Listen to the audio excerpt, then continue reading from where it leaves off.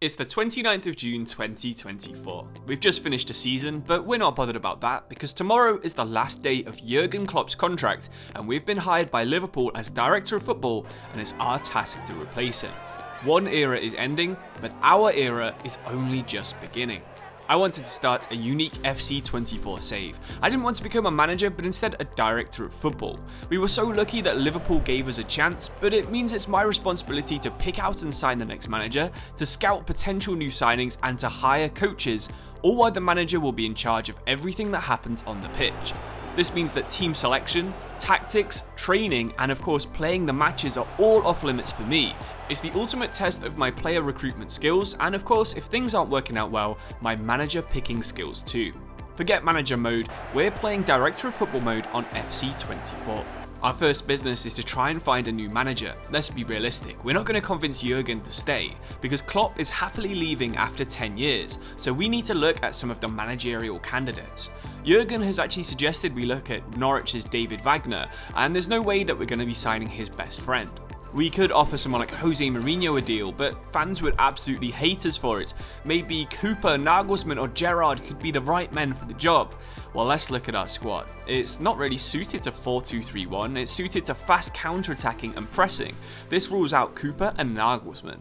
We also want to win trophies this year, so Steven Gerrard is totally off the table. That means only one thing. Welcome to Liverpool, Mr. Xabi Alonso.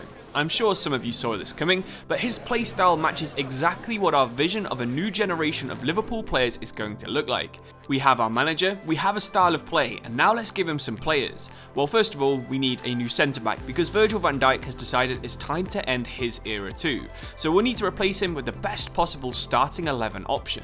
I don't think there's any need for a shortlist here because we're going to be spending all of our money on Alessio Bastoni. He's massive, he's got potential to improve, and he's also potentially captain material. He's going straight in central defence. A few days later, we get an email from Xabi. He thinks that Salah is borderline past his best and he wants a new right winger. I don't fully agree with him here, but we'll see what options we have. Apparently PSG are selling Xavi Simons for below his market value, so let's add him to our list of purchases. Welcome to Liverpool, and this could turn out to be a massive bargain. We've pretty much blown our entire budget on these two players, so now it's time to work behind the scenes to clear out some of our deadwood. Thiago is going to get transfer listed, Doak, Bajcetic, Elliott and Bradley are all going out on loan.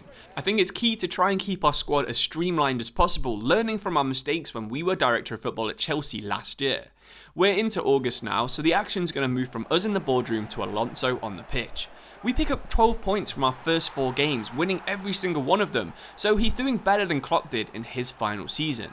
After such a good start, we set him a target of 18 points from our first 7 games. Anything above this will probably be first place in the Premier League. Anything below this, and maybe we need to start looking elsewhere for a better manager. While these games are going on, we've also sent scouts out to find the next generation of Liverpool heroes. More specifically, we want to find a new box-to-box centre mid from Liverpool, we want a rapid Spanish striker, and we also want to try and find a new centre-back from the Netherlands. If there is a new Gerrard, Torres or Van Dijk out there, we want to be the ones that find them.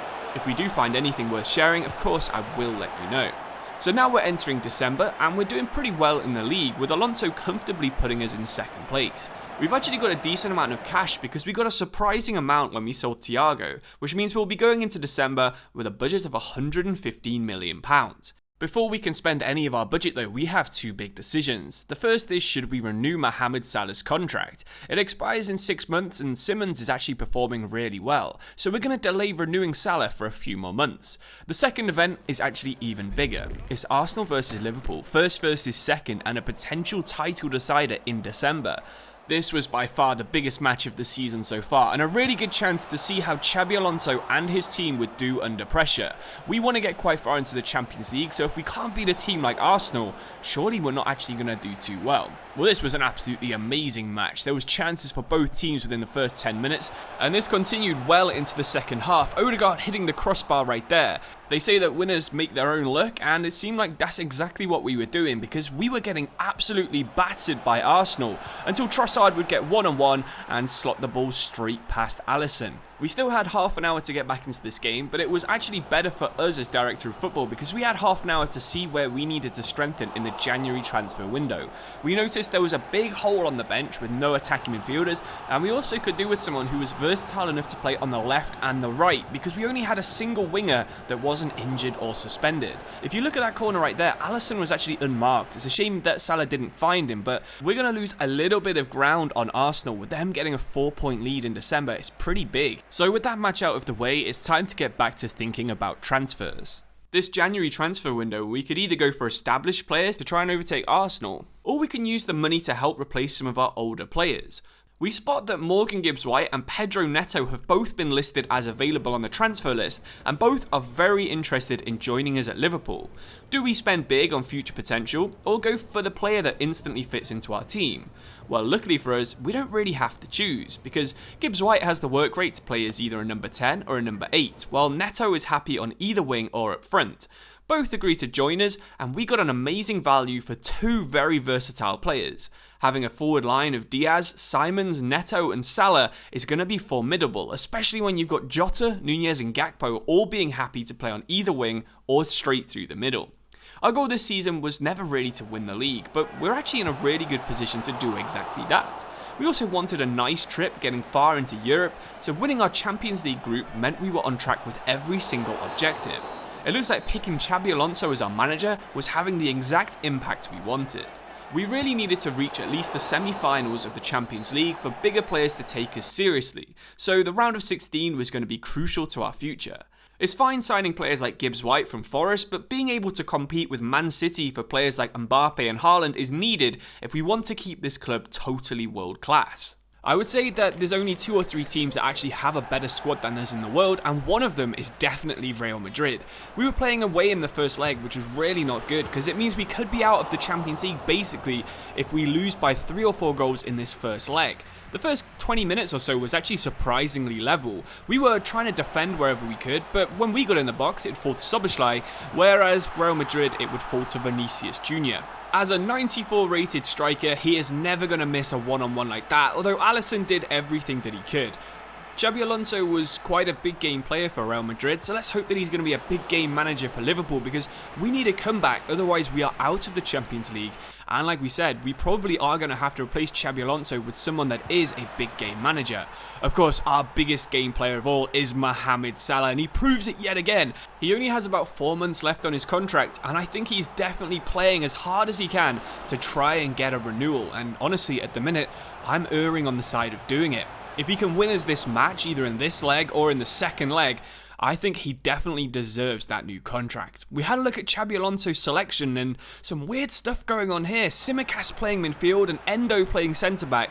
But I mean, it looks like it's kind of worked because we were fearing a big loss and the referee blows to confirm it was a 1-1 draw. We only had to wait a single week for the second leg, and already you could tell Liverpool liked the home advantage, as You Never Walk Alone was still bellowing out of the stands.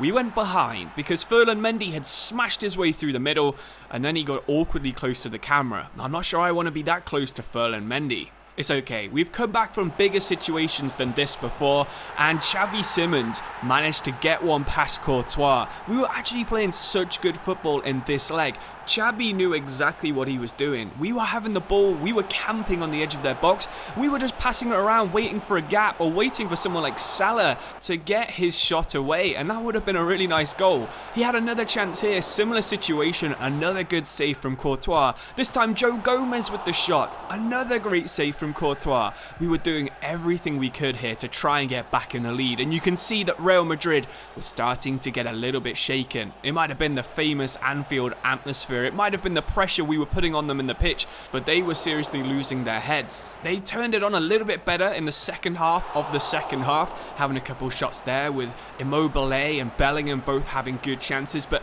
Alisson Becker was absolutely loving the attention he was getting from his team right there. Szoboszlai with the cheeky assist, and there he is, the homegrown Trent Alexander-Arnold putting us ahead at Anfield.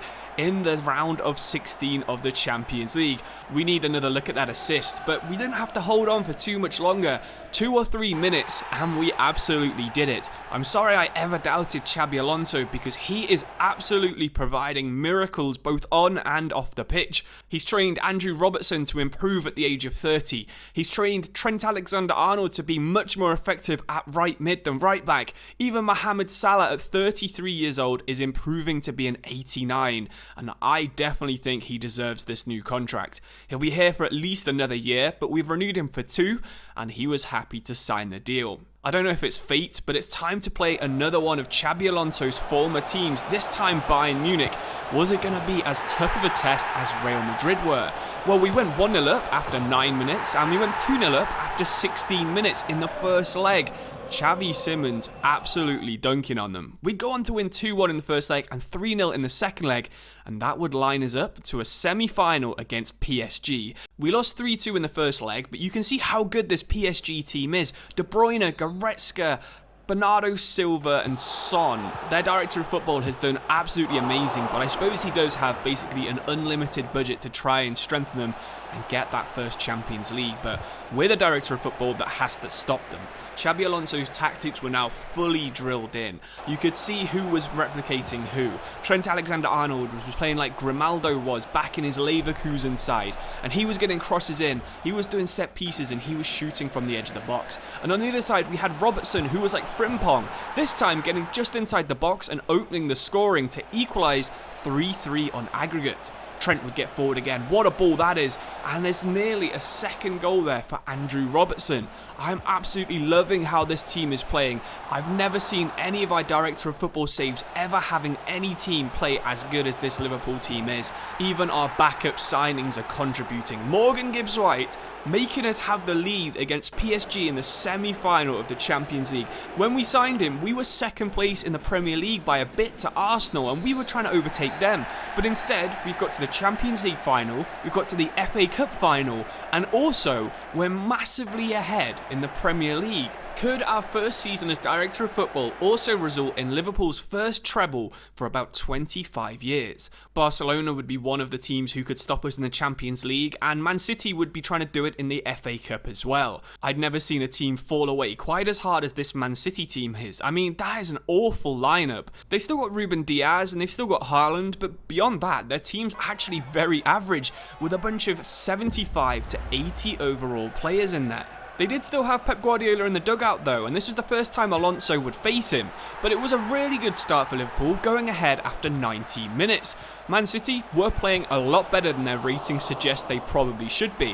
What a top double save that was from Alisson right there. We can't replace him. There's no way you can replace Alisson in this team, just like there's no way that Man City would ever be able to replace Haaland. It's an annoying equaliser to concede, but it is a fair enough goal too. We knew we had the better team though, so we weren't really that worried. Trent getting forwards from right mid again, giving it to Salah one-on-one, you'd expect him to finish that. Ever since he got that new contract, he has kind of fallen off a little bit, but one man who hasn't is Xavi Simons. His performances this entire season have surprised me so much. He's grown from being an 83 to being an 87 already. Haaland is way higher than that, and he put Alisson on the floor and basically finished into an open net, 2-2. It was turning into a Liverpool versus Haaland kind of match. Some more amazing play right there. A lot of tiki-taka, passing the ball around the box until you find the open man. And when it's Mohamed Salah, it's basically always going to be a goal. Even when it's Trent Alexander-Arnold, it's going to be a goal. He's turned out to be England's highest rated player now, and it's a fair enough rating because he is absolutely amazing for us. You can see he runs off there to find his family members in the crowd because Liverpool have just won the FA Cup. We're going to let Bastoni lift it. It's always nice to see one of your new signings contributing as much as he has, but I think all of our new signings have actually done quite well. Gibbs-White scored that goal against PSG. Bastoni was a massive part of the FA Cup, and Xavi Simons has stepped up when it matters.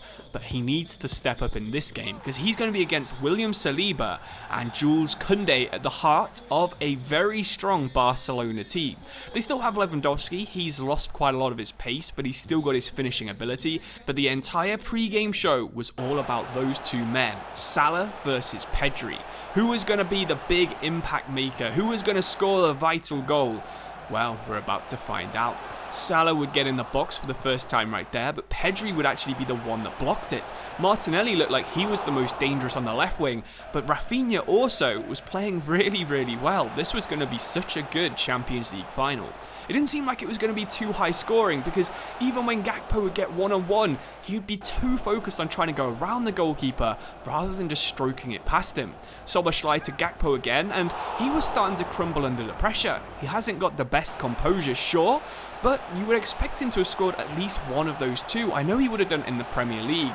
Alisson's composure can never be questioned, although that decision from the referee not to give a penalty definitely would be questioned in the days after this match. Out of all the people on the pitch, I would never have guessed it was Rafinha that would score the first goal in the Champions League final. The Barcelona team is stacked, the Liverpool team is even better, and Alisson Becker has to expect that he would have saved that shot normally. As Lewandowski played it through, Rafinha put his left boot through and they're so close to hitting Alisson on the hand.